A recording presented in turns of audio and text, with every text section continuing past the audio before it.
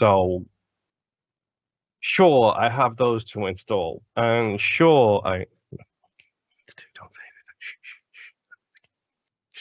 Don't tell. Secrets. That's a secret for me and you, listener. That's all. Don't tell them. That's right. So I've got to find a way to fit all of these 7 games on my hard drive. Just 7, not 9 or 18. Just 7. Seven little PS1 games. I'm assuming it doesn't break all the games apart, like you have to download all of them at once. I don't know, because I don't have enough space to install it. Therein lies the problem. Right. And it's like, oh, you can install this on your external HDD if you'd like. It's like, no, that's not a solid state drive. I can install it there, but then I'd still have to just move it over to my main drive as soon as it's done. Right. I would rather use the pop-up notifications telling me that I need more space as a drive to clear more games out of my hard drive, please. Rather than, installing it on the external and then forgetting about it ever existing. I need the kick in the teeth, which is a big black screen over the front of the gameplay whenever I try and do something. That's what I need, and I'm fine with that. That's my flashing red alert of, yo, dude, get rid of some games. Why do I still have Anthem installed, by the by? It's a good question. It's a big game, and it's bad. So you could probably get rid of it. It's fine. I was going to say, not it's bad. okay. It's fine. Yeah. No, there is literally no redeeming quality in that game whatsoever. Nothing about that game functioned or was good. What are you talking about? The flying was fine. Including the flying. It was bad. You couldn't do enough of it. I will not be silenced by you now. That is a BS of it. No. No. The problem is the flying was really good. You just couldn't do enough of it. And shockingly, EA hasn't taken that tech and made an Iron Man game out of it. What are you doing? Yeah. Like, it's literally right there. Like, oh my you just need the license. Yeah. Honestly, look at the bright side. Mm-hmm. They might make Star Wars games in that tech. Jeez. Yeah, that's true. Maybe. I wouldn't get your hopes up, though. No. No. Plus, it's BioWare. They're busy with like 5 different other things at this moment in time. Yeah. But they won't my kill it. final actual game. Yes. That's true. My final actual game. Joe Random needs to retire from one sport and focus on another, because this whole 2 sports thing is not doing him any good. Really, it's tearing this family apart. It is. Like, you can't play full-time tennis and full-time MLB. Can you think of the air fuel that you're using flying from France to San Diego, then from San Diego to Japan, and then from Japan back to San Diego? He's on the road the whole year. It's just not working. You know, those planes are going there anyway. It doesn't matter if he's on them or not. That's it. True. Those video game planes. Yes, it's a strain on his relationships with his bits. Like, that was meant to be a computer joke, not a different kind of joke. Right. Like, he needs to focus. Like, it's that whole thing of, if you're doing too many things at once, you don't do any one of them really, really well. So Joe has spent this week trying his best to get out of the game of baseball. Okay. So I spent a lot of time just aiming at those random achievements that I still need to get in MLB The Show, so I can get that 80 gig off my hard drive. That's so big. Yikes. It's a huge game. Yeah. It doesn't help that... minor debate possibly here. As someone who has an addictive personality, who is prone to getting into that kind of thing, I'm looking at you, Destiny. I'm looking at you, Dead by Daylight. I'm looking at every other, like, spin the wheel, make a Forza Horizon 5. Like, yep. Ding, ding, ding. Dang. Yay, my brain. Yeah, this whole season pass thing. I am prone to going really big into that kind of stuff because I have that gambling personality that can and has been taken advantage of in the past. That's why I don't do cosmetics, is because, like, if I do one, I do them all. Well, and the thing for season passes for me is usually, like, well, you're ranked 20. There's 100 ranks. It doesn't seem like you're done yet. And I'm like, no, you know what? You're right, video game. I'm not done yet. It's like, no, don't listen to the video game. It's that old TVGP problem. Is we've Yep. got bars to fill. I need to fill those bars. Like that All of is them. the problem. Mhm. Like It's a pretty massive crutch. Yeah. Yeah. It's that particular earworm that we've all got when it comes to video games. At least I'm pretty sure us three have it, Mhm. which is here is a bar. Don't you think it'd be nice if you fill it? Here's The a sphere downside- grid. You only need to do 100 hours to fill out every sphere on this grid. And I'm like, oh no. And in that game's case, like, did you know that once you get to a certain level, everybody can have everybody else's skills? That's right. Synergy. It's like, no, please. Man, you are Uh-huh. talking about a game that I am going to be talking about later. Because Okay, everything no. that we've said for the last minute has been in this one game so Right. far. Jeez. Uh-huh. But like that's what MLB The Show has. Like you pop it open and it's like, oh, here is the current like season that we're on. And Mhm. the worst thing is, it's not like Destiny where it's like, oh, every 3 months you get a season with. And I'm not trying to slight Destiny when I say this, with minimal content for those 3 months periods. Sure. Sort of by design in Destiny's. Yeah, it Case. drip feeds it to you and then gives you time to catch up, not catch up, whatever you want to do. In MLB The Show's case, it's like, here is the monthly season pass. And Wow. if you click on, because it has that whole thing, which I really appreciate, where it's like, oh, by the way, you can do the other programs too. So you can go and do past months. You can do this legendary one. Oh, You can yeah. do this Nike-sponsored one. Because it has all of that. It's like, if I need to uninstall it, because otherwise, if I start playing it and start enjoying myself again with it too much, I will want to fill every single one of those programs. Yep. And some of those are like a million XP with New York Yankees players in Diamond Dynasty mode. It's Oh, like, jeez. Yikes. I don't want to do that. That's Because too much. the worst part is, you can then build a New York Yankees team with a majority of Yankees players, and then you'll get multiplication bonuses of the like inline experience points that you're getting with them based on how many Yankees you have in your squad. See, if you pick up the brimstone and the rubber cement, they synergize together, and then you beat the Binding of Exactly. Isaac. Yeah, Like, And that's how you throw a fastball. Yeah. that's right. Exactly. yeah. It's, Uh-huh. Yep. I know sports. Well, you put your two fingers like this, and then Yep. when you let go, you roll. That's it right. off. And the ball Roll goes it somewhere. off. Sports. Yes. So I am in the process of wiping out the 2 achievements I have left in MLB now. I like that you're like finishing up these achievements with the specter of season passes chasing behind you like a Dead by Daylight killer. Like, It's because literally that's what I'm prone to. Like I am that target demo that It's these people are like, self-preservation. just 99 cents. Just Right. 99 cents. That's all Yep. you need. That's all you need.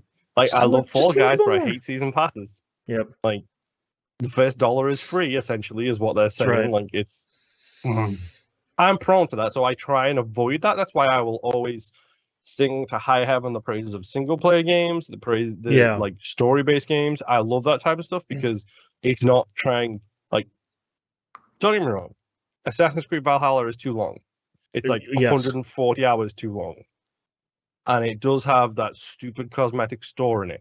But at no point was that front and center right in front of my face where it's like, here is a season pass, and here is all the cosmetics you get from the season Right. pass. It was like, that was a shoulder button to the side where I didn't even have to see it. It's wild when a game dares to be finishable. Yeah, exactly. And I disagree with Riccatello or whatever it is, the former head of EA, who I Oh, hated when he God. was there too. Yeah. Like, it's like, get away. I just want to pay once, have my experience, and go. That's why I'm looking forward to the Callisto Protocol. That's why I'm looking forward Yep. to Dead Space. They come out within a month of each other, and my birthday is in that time frame. So Nice. I will get the both. Yep. Yes, MLB The Show. It continues to be an amazing game. If you're a fan of baseball, it's still satisfying as hell to stick it on the easiest difficulty. And I'm not kidding. I had 6 home runs in one game because I had 6 times at bat because I kept on swinging them out the park every Oh, single nice. time.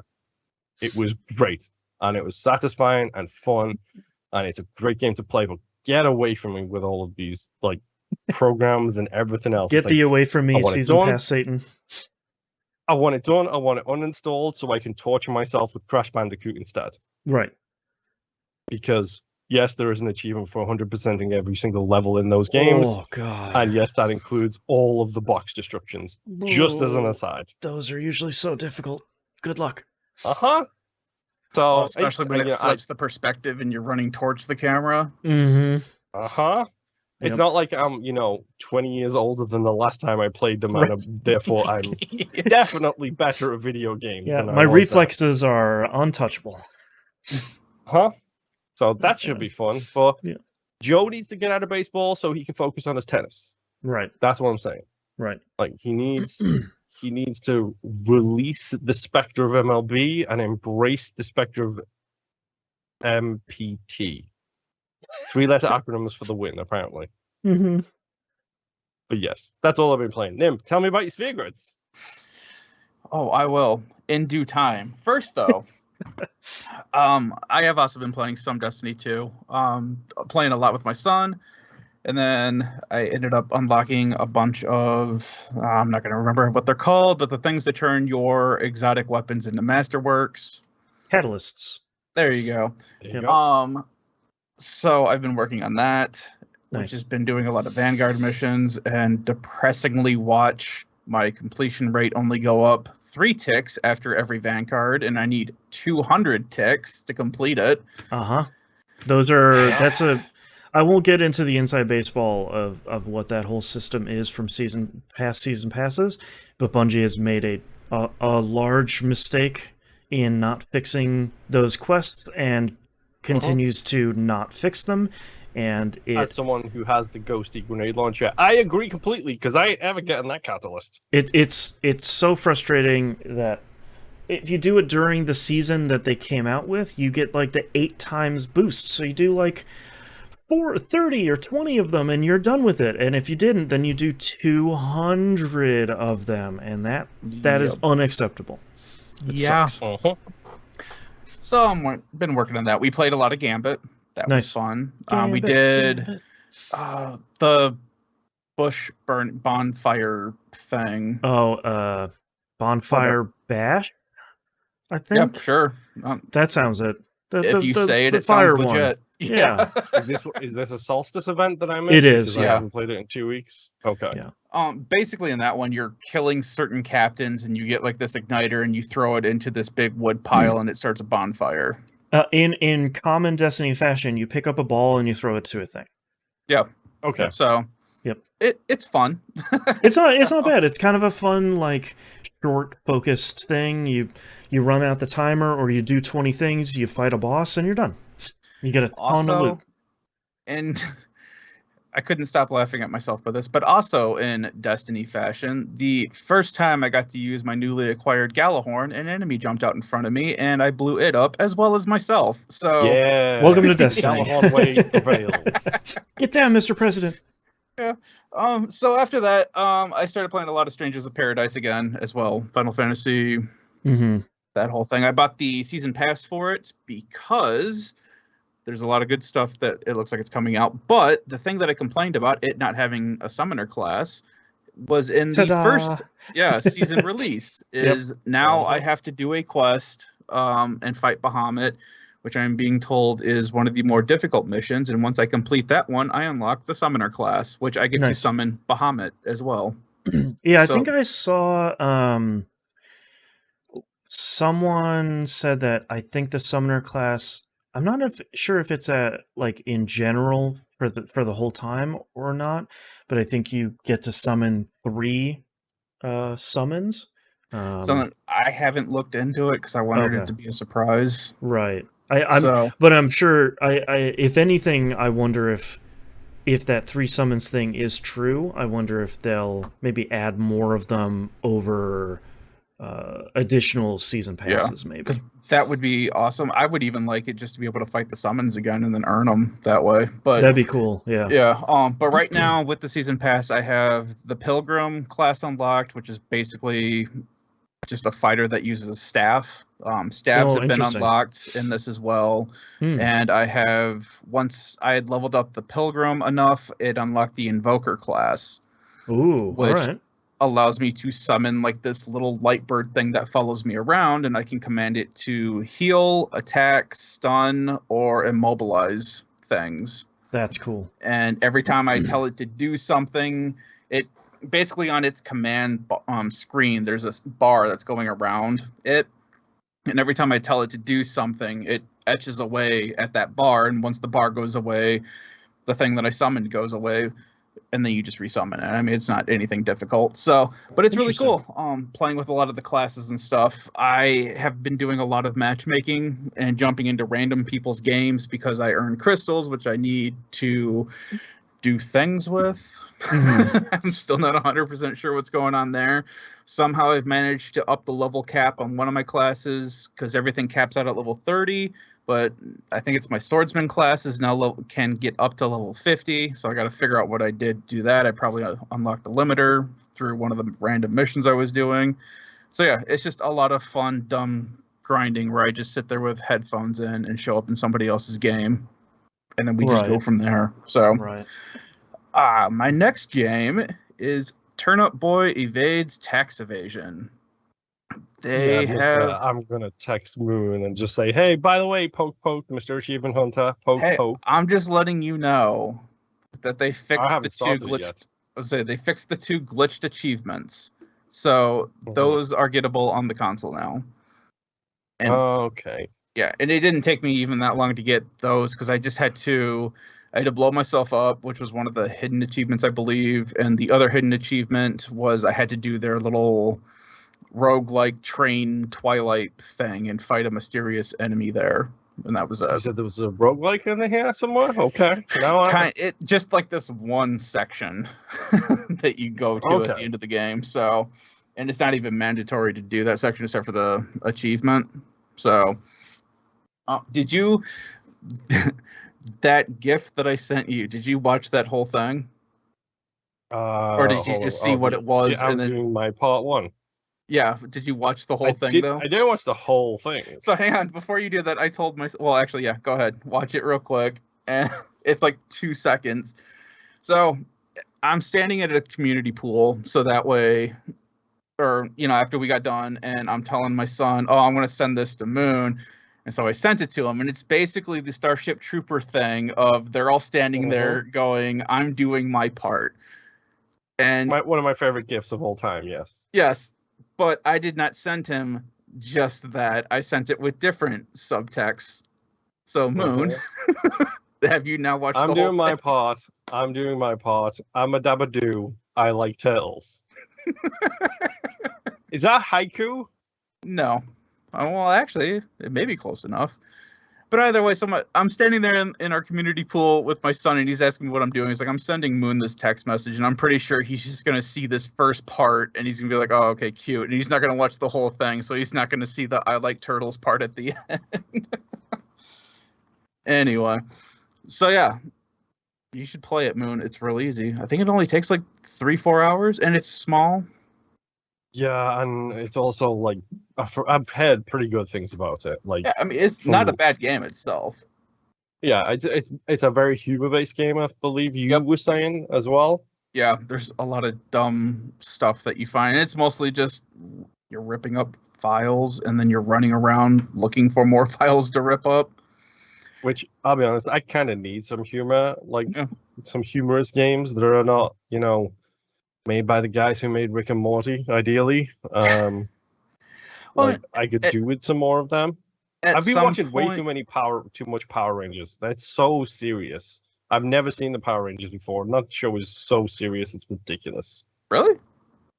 I had like 4 little mini novels when I was a kid.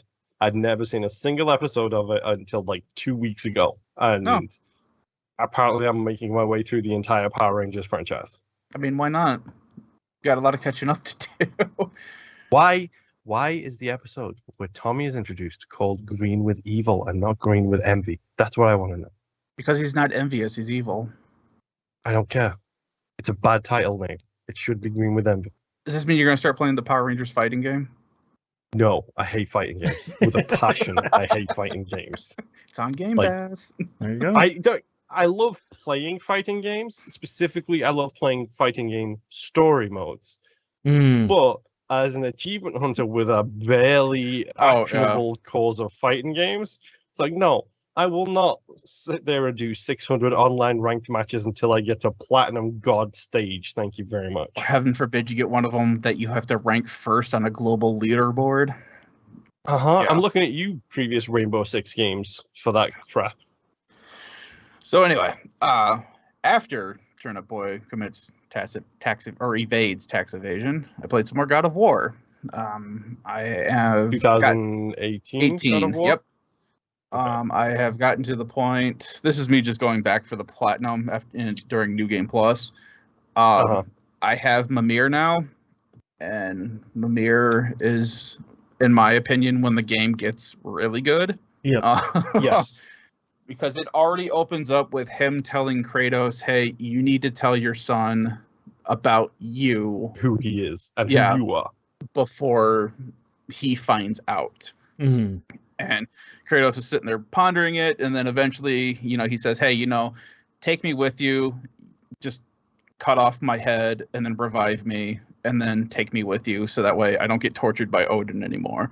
The usual stuff. Yeah, and then him and Kratos have this long back and forth, which is kind of funny, and it pretty much just ends with Kratos saying, "I'm going to cut off your head now," right? And with Mimir saying, "That's fair."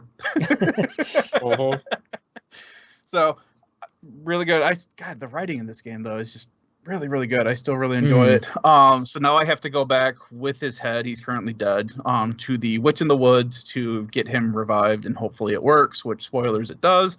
So, yep. So, and you still approaching one of my favorite moments in that game, which is when you have to go through the portal and boy gets left alone in that hostile place. And that's one of my favorite. That's a great scene. Did that. That was part of the Elflands.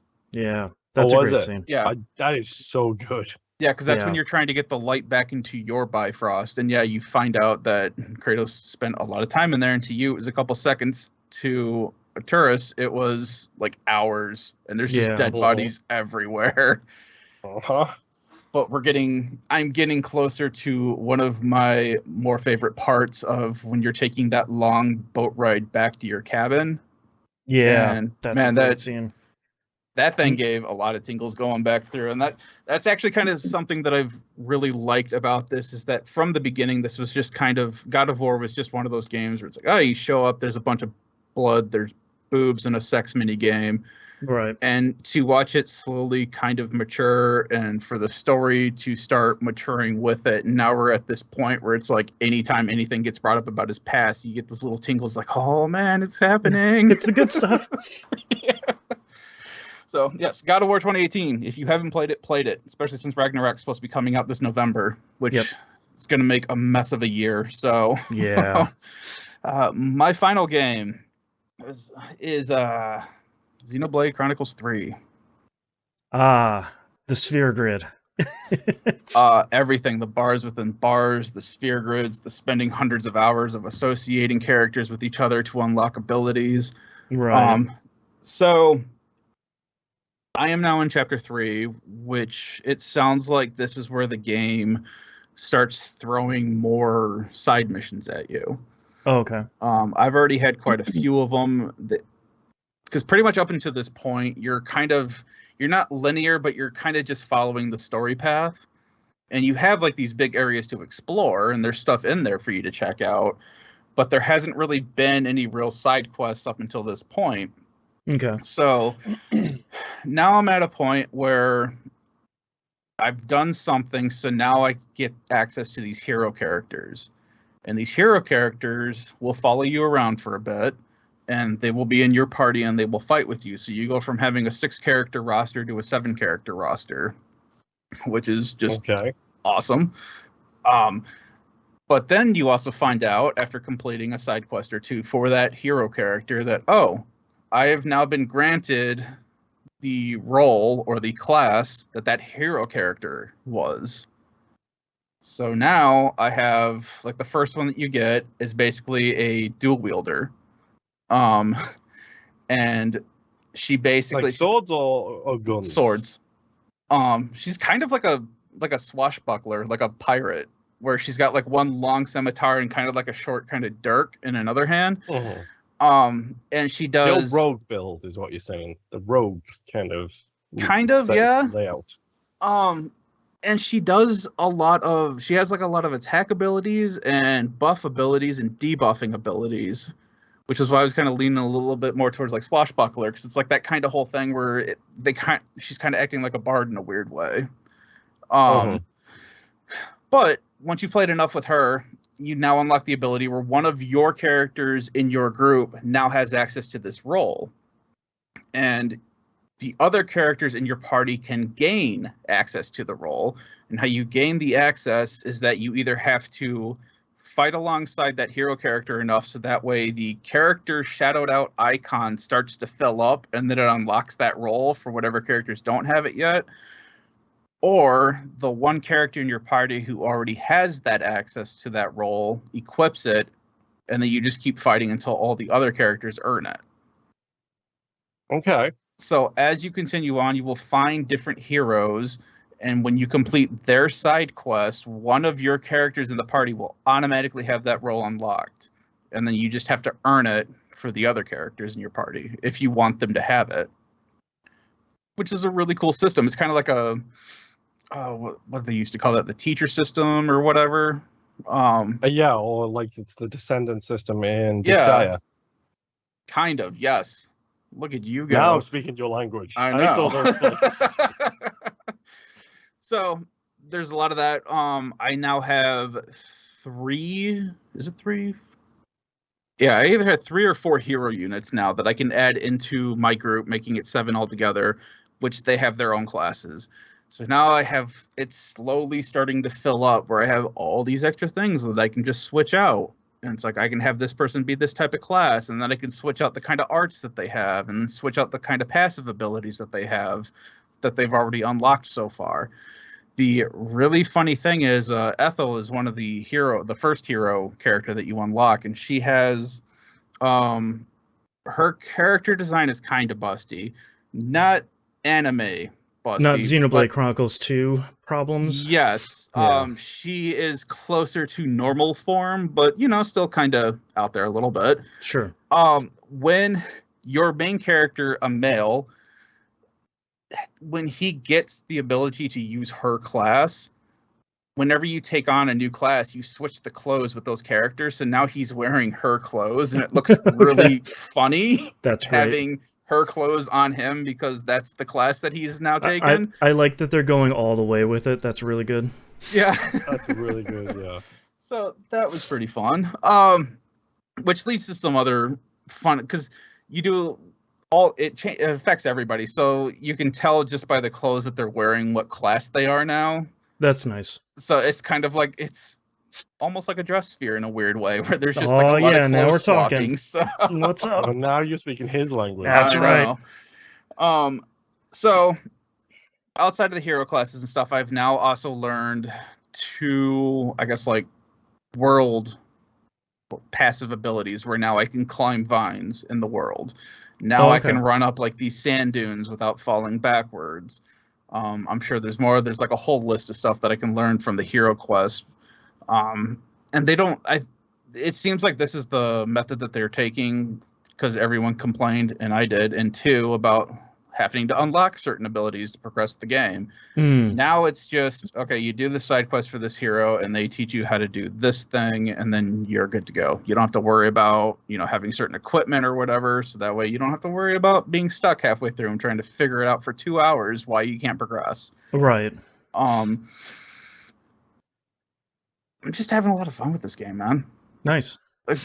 It's all I want to do is just sit down and play this game. I've now level 30. I've started being able to fight some of the bigger monsters as long as I pull them away from the hordes of things that are surrounding them, so I'm not fighting a whole gaggle of monsters at once. Everyone now can combine to turn into whatever we're calling these mechs right now.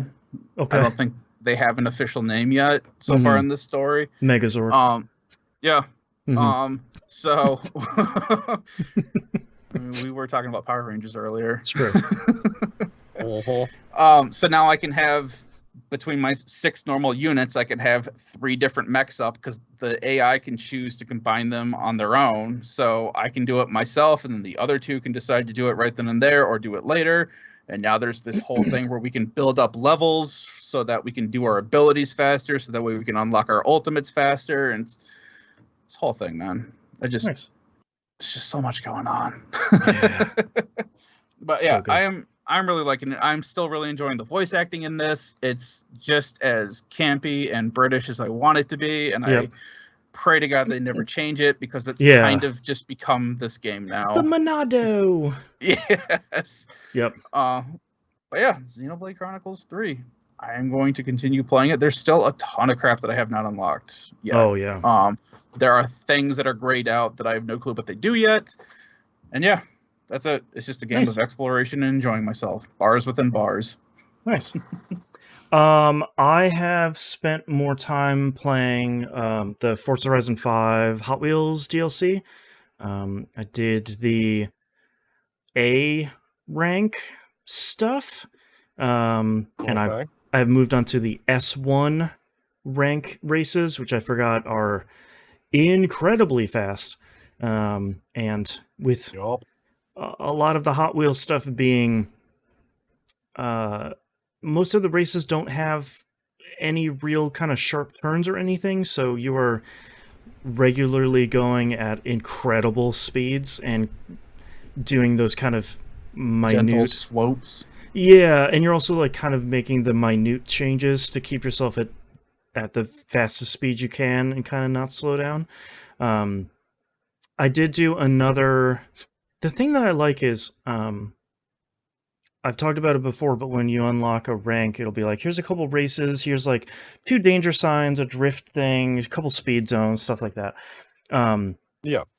And then when you go on the Hot Wheels menu, they still have the accolades screen where there's like the in-game achievements. They still have that, and there's like new stuff for the Hot Wheels.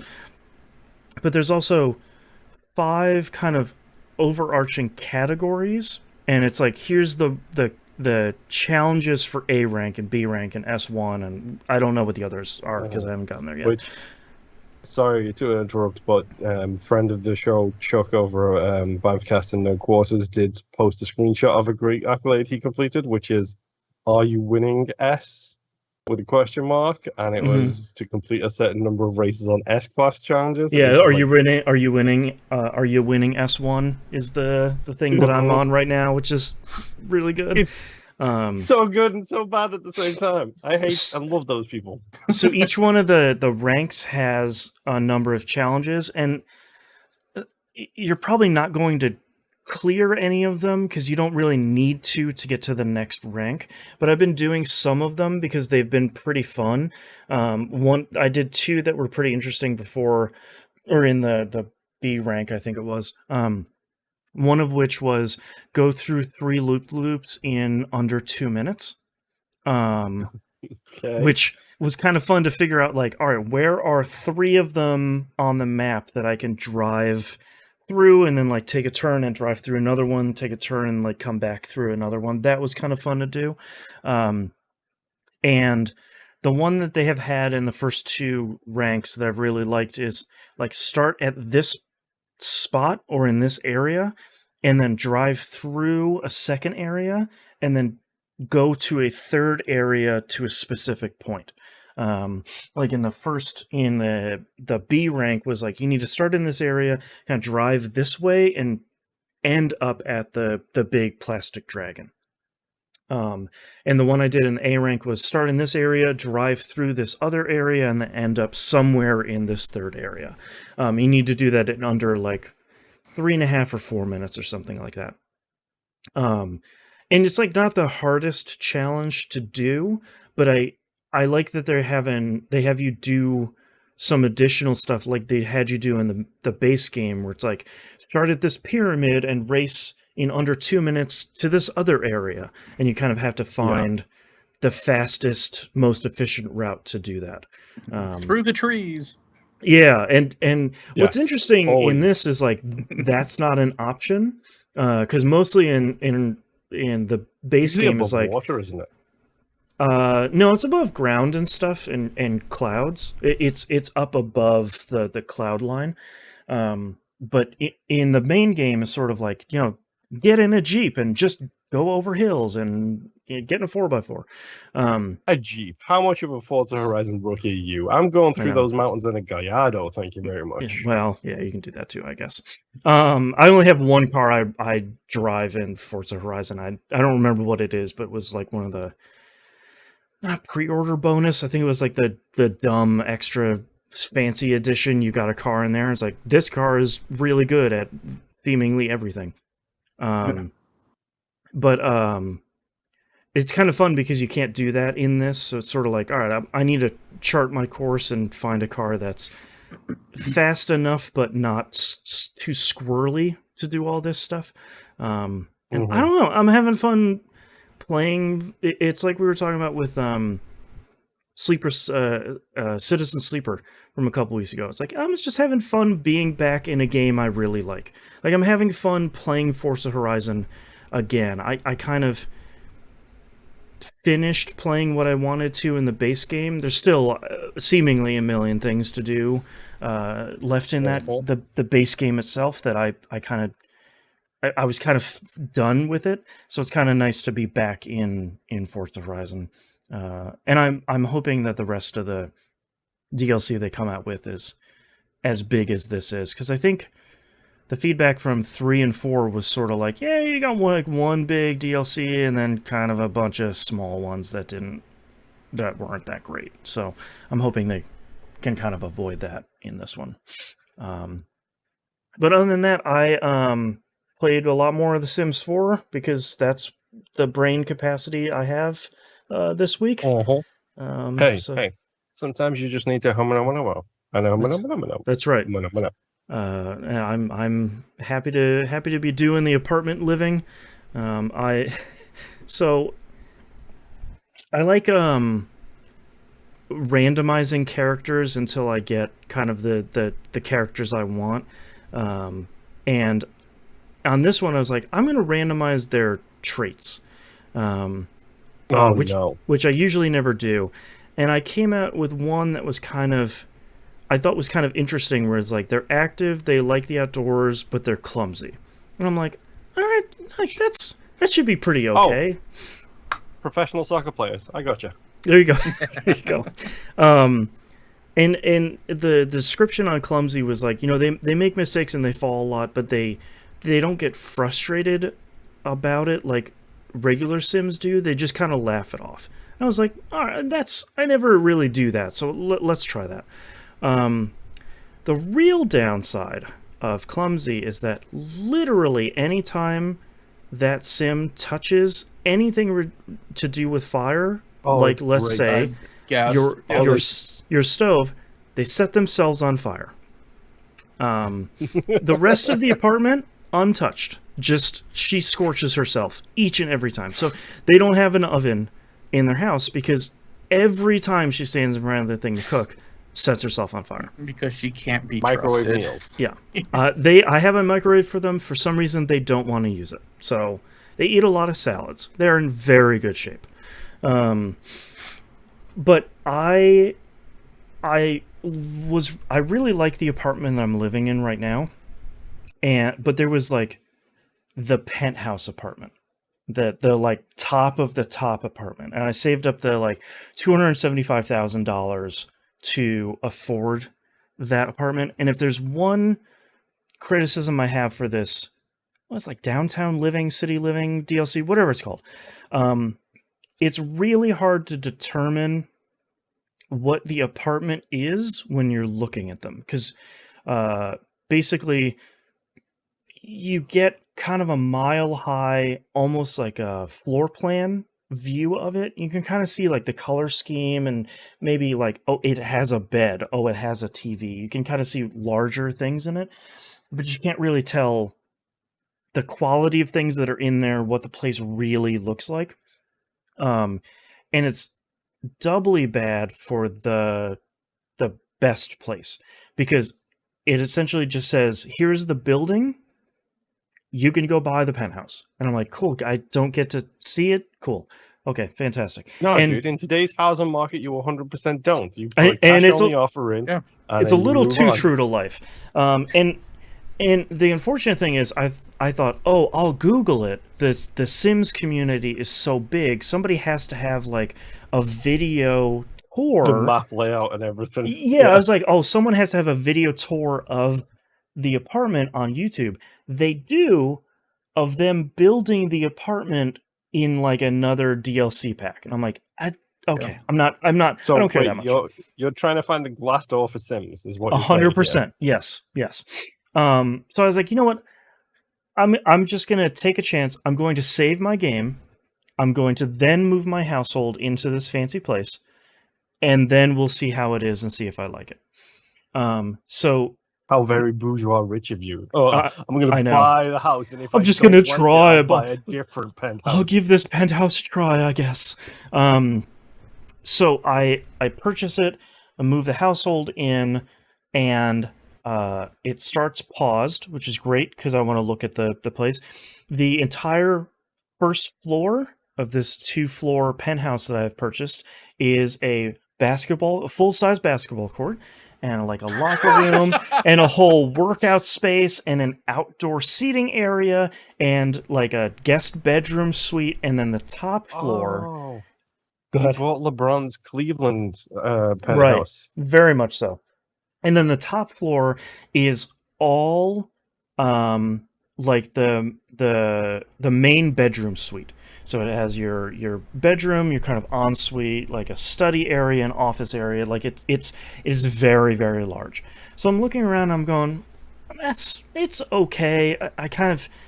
I have some frustrations in The Sims about juggling where my people are across multiple floors, but that's more of a me thing than a game thing. That's always been my biggest pet peeve whenever I'm playing The Sims, is like, I do not want a 2-story building. Yeah. I don't want to deal with going up and down floors. Yep. Especially on PC, where it's like, is it page up, page down? Or is it insert or end? Which one is it that goes up and down floors? The great part on PS5 is it's just up and down on the D-pad, which I can totally do. So like from a control standpoint, it's way better.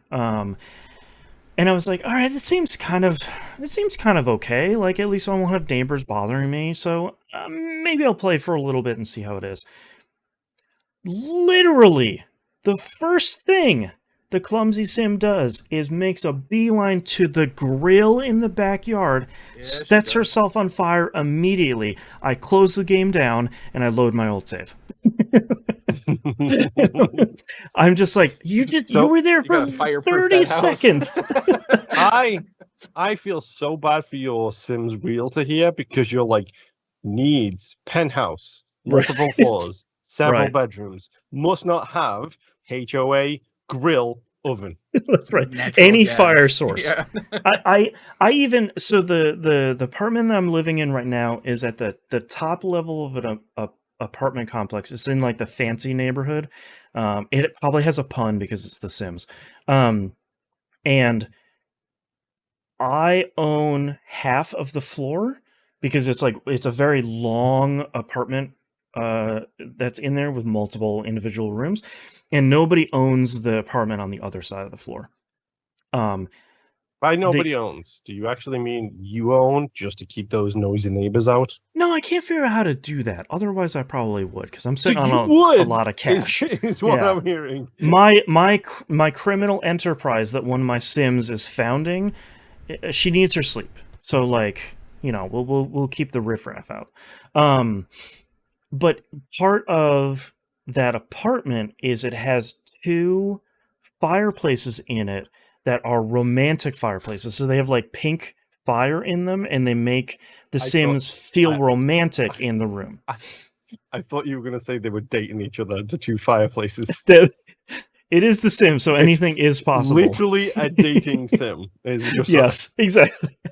But until I upgraded the fireplaces to make them a little bit more technologically interesting, the Clumsy Sim kept going over till I warm her hands on it and would catch fire. I was like, why? What is wrong with you?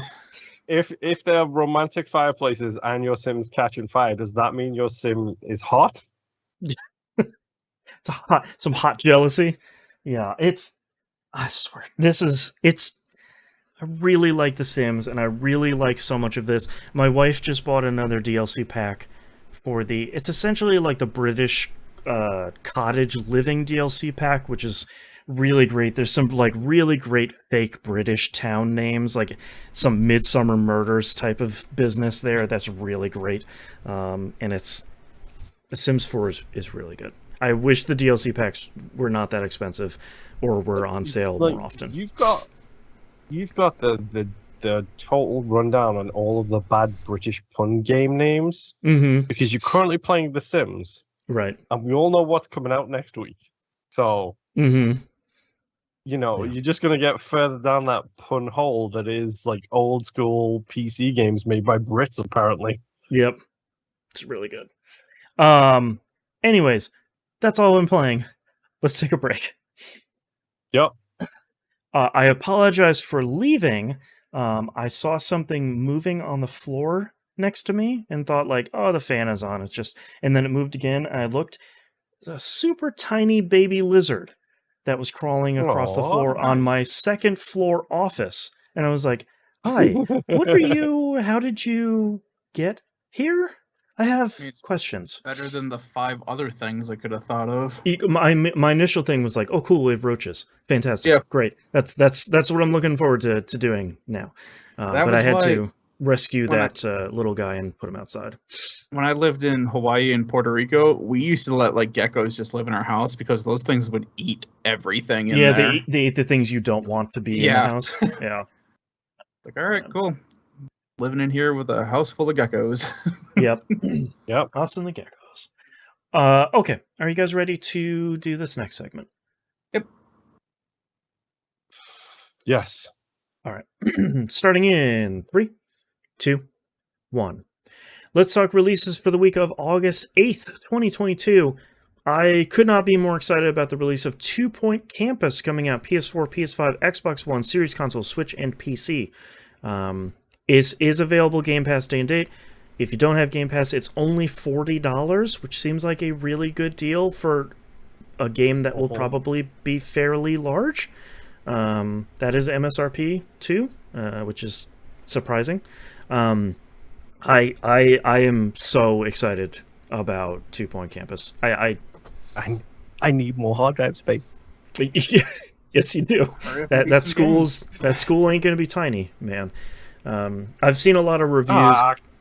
That's right. I just noticed what was number 3 on this list. Yeah.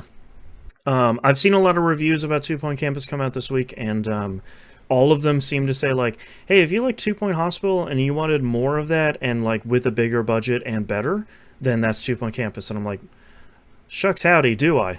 That sounds real good. So, I'm hoping my Xbox installs that pretty quickly. Next up here on the list, Cult of the Lamb comes out. PS4, PS5, Xbox One, Series Console, Switch, and PC. If anyone hasn't seen this Devolver Digital published game, it's a combination of hack and slash dungeon crawling roguelike, plus cult simulator, plus Stardew Valley. Looks really good. People have been talking about this for like the last week. I've been keeping an eye on it, but it seems like the pre-release copies went out over this last week, and everybody's like, "Hey, man, this game seems to be pretty good." So, and also, by the way, we are doing this for We Rogue Like It. Yes, this will be our next We Rogue Like It game after our 6 weeks of Rogue Legacy 2. So join us. We very, very rarely play brand new games on the show, so I'm hoping this doesn't bite us. I was going to say, so it's either going to be a hit or it's going to suck. Or it'll be Legend of Bumbo all over again. Woof. Yep. Yeah.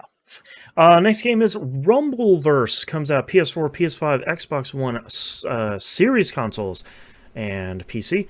This is the Iron Galaxy melee-only wrestling power bombing off of big buildings, 40-player multiplayer PvE thing. It's a battle royale thing, yeah. Spoiler: it's in Capital City as well, I believe, is the name of the city. Capital City. That's so good. Which is still good. So good. It's so good. Oh, man. This looks really good. I don't want to play a free-to-play battle royale. I don't. Hey, Moon. What level are you on in the Rumble City season pass? Don't. Get new luchador masks. You know they're gonna have the Bone Cold Punter, and they're gonna have the Go-To Wake, and all of the other. That's right. Legally distinct finishing moves named after the finishing moves that I know. Damn it. So that's coming out. Previews of that have seemed pretty positive so far.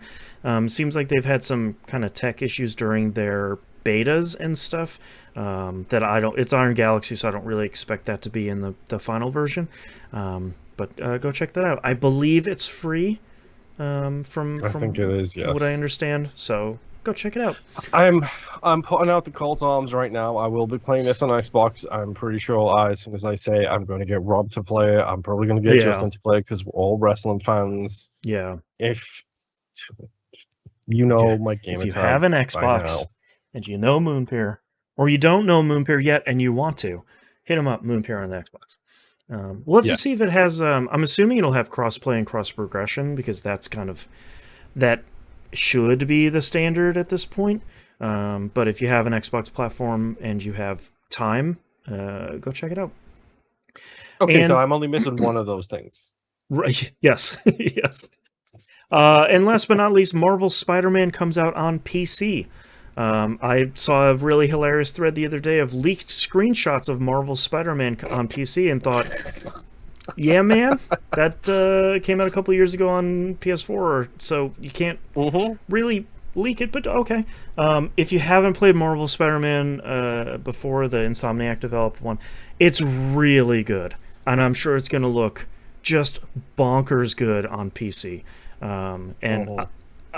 I really loved my time with that game. I didn't touch any of the DLC because I finished that game and was sort of like, yeah, I've played what I needed to out of that. Yeah. Just like God of War, if you haven't played any of these, the PlayStation exclusives that are coming out on PC, you really should. The stuff that Sony's bringing out on PC is like the cream of the crop of their exclusive stuff. So you should go play Spider-Man. It's genuinely really good. Like, as a giant Xbox fanboy in 2018, the top two of my list was God of War 2018 and Spider-Man. That should tell you everything you need to know. Yeah, it's really great. Let's move on to news stories. Let's talk about another really great game, Crypt of the Necrodancer. A couple weeks ago, got its first patch in like 5 years, and everyone's like, "Hey, what you guys doing? What are you guys doing?" It's like when Valve updates Half-Life 2, and everyone's like, "Uh-oh, what's coming down the pipe here?" So they announced Crypt of the Necrodancer Synchrony, brand new DLC. It's available on Steam in early access right now for $7. It includes online co-op and versus multiplayer with support for up to 8 players. I'm deathly curious to see what versus multiplayer in Crypt of the Necrodancer looks like. Oh boy, that sounds wild. 3 new playable characters, full mod support. So I'm hoping to see some really crazy things coming out of the community for that. New weapons. Since it's mod support, there's 2 things. How long until? Yes. How long until Macho Man is running around going, "Oh yeah," with every jump? That's right. And how long until Thomas the Tank Engine? That's well. Did you see the hot new Skyrim mod from this week? By the way. No. Okay, where they replaced all the dragons in Skyrim with the state of Ohio. I did see something about that. It's really great. Just the state of Ohio lands and breathes some fire. And it's like, yes, that's great. I just thought that was some photo editing stuff. I didn't know that was an actual mod. It's a full mod. Yeah. Stupid stuff, man. Really honestly, great. I'd love to see Florida take that part as well. If I'm completely honest. Maybe that's a little bit more appropriate. Yeah. That can be the giant trolls in the game. Yeah, there you go. Florida man. Brace Yourself Games, who's the developers of Crypt of the Necrodancer, and the Zelda one, whatever that one was called. That one was really Cadence of Hyrule. Thank you. Thank you. I was trying to think of the music pun for that one. They The also only one that I actually played out of these two. right. They also announced they're working on a new title, Rift of the Necrodancer. They say it's a game in the Necrodancer universe, but they have not released any other details. So I'm telling you, Freddie Merchantry better be in it. well, I mean that's a minimum. And if it's a Rift-based game in the Ratchet and Clank sense, or Rift with different universes, there better be different themed Freddie Merchantries, like one from the goth phase, one from the opera phase, And in one every from the EDM phase. in every reality, there's a Freddie Merchantry. It's really good. Uh-huh. Yeah. A singular point. That's right. That's Yes. That's right. Next news story. Everybody acts surprised. Tactics Ogre Reborn has been announced. Gasp. Shock. If anyone hasn't played Tactics Ogre and you're interested in SRPGs, this and Final Fantasy Tactics are like the two best ones. Number one, brace yourselves, is $50, which is, again, Square Enix. That's Are you shocked? Too much money. No, I'm not shocked. I'm disappointed. Usually it's $50 on iOS, and that's not shocking anymore. But Tactics Ogre is genuinely, easily one of the best SRPGs of all time. They have addressed... So, number one, they're making a bunch of improvements. They brought the translator back, Alexander O. Smith, who's famous for just 10 out of 10 flawless translations. They're bringing him back. They're fixing an issue with the leveling system that's like so inside baseball for this game that I don't really want to even bring it up. But there was a problem. Go ahead. They're changing it so that way it used to be your class is leveled up, not your units. Now they're changing it so that your individual units are leveling up, not the classes. Yeah, which is... And everyone is up in arms on both sides. It's whatever. I think it's a way better way of doing it. That way you don't have to just... grind everybody. Yeah, I'm bringing all knights in for the rest of the game, that sort of thing. Well, you're clearly wrong as an originalist. The way it was defined as it was written. In the Super NES version, the true interpretation. The Orthodox fathers of Square. The only thing that I am bummed out about, but it's certainly not a deal breaker for me, is that they put a smoothing filter on the pixel art, which I think is a real bummer because the PSP version looked really good, and I think they did a really cool kind of remastering of the Super NES version when they brought it over to PSP. I think that's a bummer. They have that kind of like Vaseline covered filter on it, which I think is always a bummer, but as long as they don't really mess with the rest of it, then it will still probably be a recommendation. And there was also some going back and forth. I heard a couple of people say that there is allegedly an option to switch it back and forth. Whether that's true or not, I don't know, because there's a bunch of erroneous stuff that's just popping off everywhere on this. So and Square doesn't say until the game comes out, and then people are like, either like, oh, thank God there's an option to switch it off, or Square, please fix the font in pixel remasters, which they never will because they don't care. Yep. So, they got your $50. They don't care anymore. Yeah. Hey, they're not getting my $50. Yeah, they're probably gonna get mine. Yeah, they're gonna get both of yours. Come on. I don't know. I might not purchase this because I'm looking to purchase the Diofield Chronicle. And I feel like I don't need to keep giving Square my money for games I have already played. Which I do have two PSP versions of Tactics Ogre. I do too. Sitting back here. Mine is actually sitting in my closet back there somewhere. Anyways, Tactics Ogre is really great. The PSP version is really, really good. And our SRPG with a story that matters and choices that genuinely do matter. And this version is just that with a little bit of extra stuff. So now if they could bring Final Fantasy Tactics to anything else, that would be really great. It's just such a bummer. It's like you saw how long it took for them to get with 7. Yeah, man. It's just last news story here in a kind of like everything old is new again, circle closing news story. THQ Nordic is publishing AEW's Fight Forever, the game that has been like... Great name, by the way. It is. It's a very good name. It has also been talked about for, I feel like, 10 years, so it's nice to see this finally kind of coming out properly. This is a Yuke's game, right? Yes? Question mark? Yeah, Yuke's or whatever Yuke's is now. Yeah, it's Yuke's developed based on the OG. They're trying to make it feel like the OG original N64 wrestling games, which some were fine and some were horrific, but they were pretty much all developed by Yuke's. So which Yuke's are you going to get? Who knows? Yeah. Yeah. It's just kind of tickling me that THQ, in some fashion, after like transforming and evolving 3 or 4 times, they're now going to publish another Yuke's wrestling game under the THQ banner. Like I keep thinking of like WWE No Mercy was on the No Mercy on the N64 that all of us played. And it's sort of like THQ's, that's what they're aiming for. They're aiming for the No Mercy era. Yeah, that would be great. If they can mix that with the WCW versus NWO, where you can go on the outside of the ring, like Def Jam, that was a cool Vendetta, one too. Yep, where you were on the apron and you could do like the springboard moves and stuff. Like if they can mix those two styles, I will be more than happy. That first Def Jam game, the wrestling one, not the rap battle wrestling one, but the actual wrestling one, was incredible. Well, I think the thing that's the most interesting here is, I hope that Yuke's has had the time and the budget to kind of get a fresh start now that they're not under 2K and the like yearly WWE sort of content mill.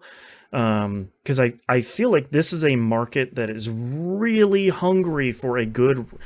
not even a good wrestling game, and a barely passable wrestling game that functions would be a revelation in this segment of the market right now. So, like, it is anybody's game to lose at this point, and I hope that... It's very much the whole sports thing of, like, well, EA just lost the FIFA license, so what's going to happen with all of that jazz? But then, in this case, like, look at what happened to football games back in I think it was the Dreamcast timeframe. Yep. When suddenly EA and 2K were putting out football games, and they were literally the best football games that existed. Yep. And then one more exclusivity, and it died. Yeah. It's weird that competition makes things better in some of this stuff. So the same thing happened to FIFA. When Konami actually gave a crap about soccer, like, there was a very big argument in England if you were a FIFA boy or an ISS boy. Mm-hmm. And depending on which, like, if you were a baby little daddy's baby boy, you played FIFA. If you were more interested in the finesse of the game, you played ISS. Right, man, that's great. But I didn't put my name on either side of the line. Clearly, there, I was a very neutral. No, person. Yes, your description of both parties was purely neutral. But yeah, I think this is a really interesting one, because I think AEW as a cultural force has been very quickly snowballing, and I think if you can land a really solid AEW wrestling game at the right time, I think you could have a huge hit. So I hope they make the right decision on this one, and I hope they get it out. I don't know if there's a release date. I haven't seen one yet, but I don't think there is yet. But honestly, they have been doing something really solid where, like, they do a lot of the AEW guys are gamers, so they'll do like Twitch streams and stuff like that. Oh, nice. And they've had like a monthly update on this game showing, like, here is pre-alpha footage, here is alpha footage, here is, like, we just put Jungle Boy in the game for the first time, and this is how he looks, and this is how he plays, and this is the really moves. Cool. That's smart. Like, they've done a really good, like, developer diary all the way through the development of this show and how it's coming along and stuff like that. That's really smart. It's really nicely done, and it looks like it's going to be janky, but all wrestling games are janky. Yeah. Like, very by definition, nature, have to be. Yeah, it's such a complex thing that like there has to be a little bit of weirdness in there. But yeah, I think that's one to keep an eye on. I hope that Ukes and THQ have given it enough time to kind of cook properly and release at the right time, because I think if you can put one of those out every couple of years and have them be really good, I think you have a market that will eat that up very easily. So something that I discussed with my boys about this as well was WWE was a very insular company. Yes. Like, you literally couldn't use the term wrestling until a certain something happened to a certain somebody associated with that company. If you know, you know. Right. You couldn't say the word wrestling. You weren't allowed to talk about other promotions. AEW has they produced a pay-per-view called The Forbidden Door, which was brought to you by New Japan Pro Wrestling. So what happens if, yeah, you're right, put one out every 2 years. Here is the year one game. Oh, by the way, here is the New Japan DLC 6 months down the line with a whole bunch of Japan wrestlers. Yep. Here's the Ring of Honor DLC with a whole bunch of Ring of Honor legends. Here is the, the small British Federation DLC to introduce you to a bunch of new people. Like, they could put DLC packs out with different companies' names on it, which WWE's never going to do anything like that. That's an impossibility, yeah. Well, and I think I get the impression from the fan base that they've been bitten so many times in recent years with the poor quality of the WWE games that I think even if you put out a good game and leave it alone and put another good game out 3 years later, you'll do really well, instead of like, there's another year, it's another $70, pay up. It's just like, I don't think you need to do that necessarily. So, yeah, one to watch. They've done the smart thing of not putting a year on the end of it. Right.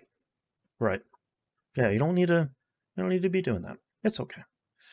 That's all of our news stories for this week, and that's the end of our episode for this week. Thank you very much, everyone, for listening. If you'd like to visit us, you can do so at tvgp.tv. Everywhere to find and follow us is on the right-hand side of the page. Please don't forget to join our Discord server. It's been it's usually it moves at a healthy clip. It's not one where you look away for 2 minutes and it's like you got 55 new messages. It's nothing like that. So it's the best community on the internet, just kind of hanging out, talking about a bunch of stuff and energy drinks. If you're into that, we might have to make an energy drink channel now. Embrace the problem. And Embracer Group is going to buy us? Yes, we're proud to be part of the Embracer Group. Actually, I don't want to make that joke because I don't know if they're dirty money at this point. Probably. Get out of here, Embracer Group. I've got a take for both ways. I'll research it. But you can support us over at patreon.com/E1M1. Those ones are numbers. You can support us financially over there. The $5 a month tier is the recommended one. That's just per month, not per episode. That gets you, it's probably like 10 episodes a month total now, even more if there's a production meeting episode for Critical Misses, which is our exclusive $5 a month tier, where Moon and I are kind of doing the behind the scenes scheduling and spreadsheet juggling and all the actually pretty entertaining things that makes Critical Misses run. That usually starts off with, this is the season we're doing for next season. 45 minutes later, nope, we're actually doing this one. So you can hear how that whole journey happens over there at patreon.com/E1M1. M1's the numbers. If you can't support us financially, totally understand. The best way to support the show is sharing it, telling your friends, rating us 5 stars wherever you listen, like, comment, subscribe, all that stuff. Genuinely helps out a ton, and we super appreciate your support. Also, don't forget to check out merch.tvgp.tv for all your merchandise needs. More merch probably coming as soon as one of us has any amount of free time to figure out Adobe Illustrator. That's our episode for this week. See you all next week. Bye. Bye. You just gotta bang 2 pots together and it'll produce something. Yeah, it's just click a lot. That's what happens every Sunday at 5 p.m. Eastern. That's right. Yeah. Nimp, what are your titles?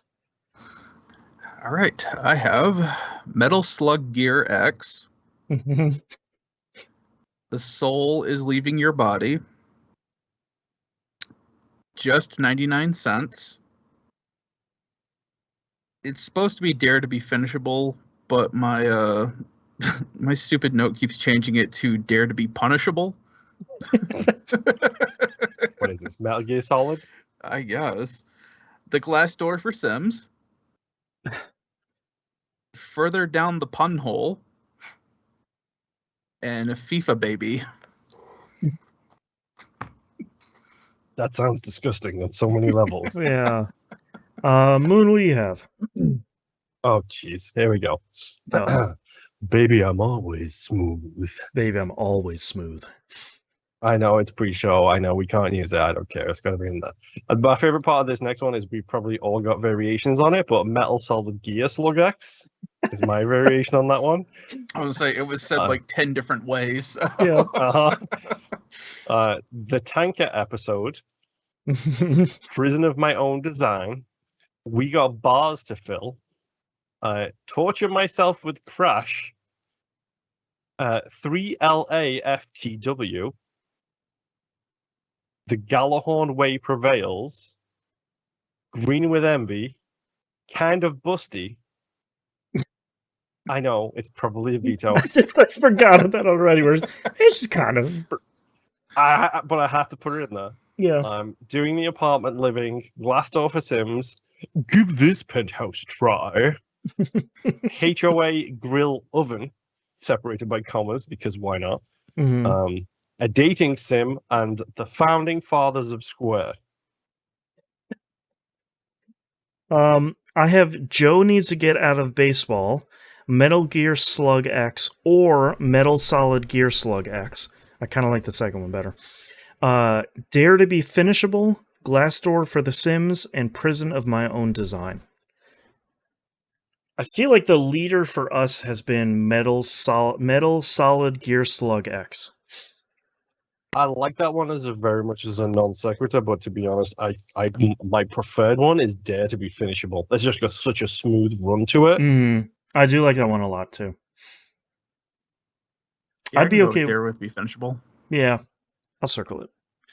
Metal Solid Gear Slug X, I got it wrong when I was reading it. It's a mouth tangle. That's right. Whereas Dare to be Finishable is a very nice, smooth flow. I like it. Let me know when you guys are ready. Metal Solid Gear Slug X. That's our warm up. Okay, I'm ready. I'm ready. Starting in 3, 2, 1. This is That Video Game Podcast, episode 772 for August 8th, 2022. Dare to be Finishable. Pay once, play however. It's just like finishing a Natty Light. All right. Thank you very much, everyone, for hanging out with us. Apologies for the technical issues again. Seems like we're getting pretty close to being done with Restream. Thanks, Restream. Just in time. Hi, Louise. She has to show up. She's contractually obligated to show up. She's showing up so she doesn't get fined. Bye, Louise. All right, see you all next week. Bye. Bye. Bye.